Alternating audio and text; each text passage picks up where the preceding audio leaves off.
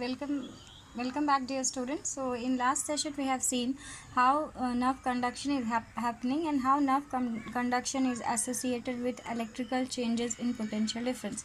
Now in this session, first of all, let's see the historical perspective of EEG. So what is EEG? EEG stands for electroencephalography, and it refers to recording and analysis of electrical activity of the brain.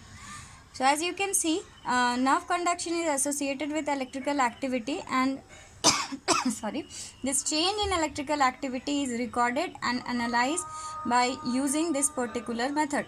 Now what it is doing, we'll try to understand via block diagram what exactly happening.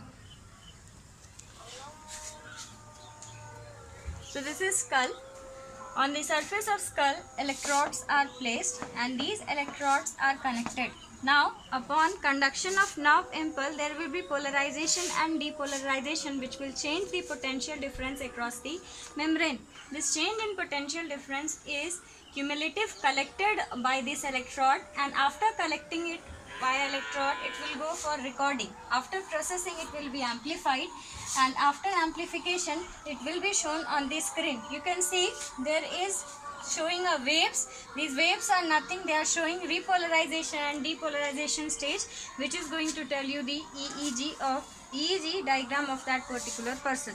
Now let's go into the historical perspective. So in the year 1874, Richard Carton was the first person who has recorded animal brain electrical signals, and credit for inventing this method, is technique, it goes to the person Hans Berger. So that waves are also called as Berger waves. You can see it is shown here. These waves are called Berger waves. It is associated with so many waves, so these waves are given different names. So next we'll see, we have already seen these are the structure of neurons we have discussed in the last session, and these are the structure of synapses, how two neurons are interconnected.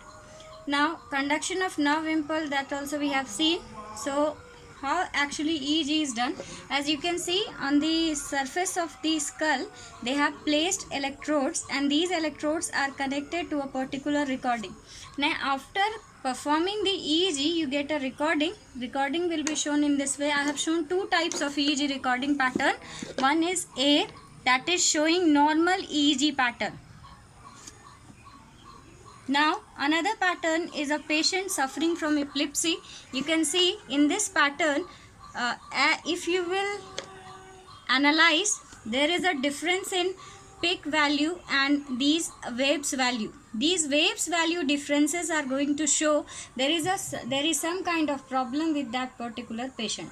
So basically this technique diagnostics depends upon comparing the standard EEG graph with the patient EEG graph. As you can see in this particular slide, you can make out the difference between standard EEG and a person suffering from epilepsy. Now coming to medical applications, so it has got wide range of medical application. The most important application it is used for diagnosis of epilepsy, some kind of sleep disorder, and in case of surgery it is used to check the depth of anesthesia. In case of coma, or it is used to check the brain death condition, and brain death condition also brain disorders such as tumor, stroke, it forms the first line of defense, first line of diagnostic method. Now coming to advantage, it's very low cost, silent, so it allows the study of response. Now when we see the other method for brain imaging, that is MRI and all that, it involves high exposure with the radiation or exposure with the magnetic field. But when you use EEG, in EEG there is no risk of radiation exposure or no risk of exposure to the magnetic field. Next, it is non-invasive method, so it is painless also. Thank you. I guess lecture was useful. For any kind of question you can WhatsApp me. Thank you.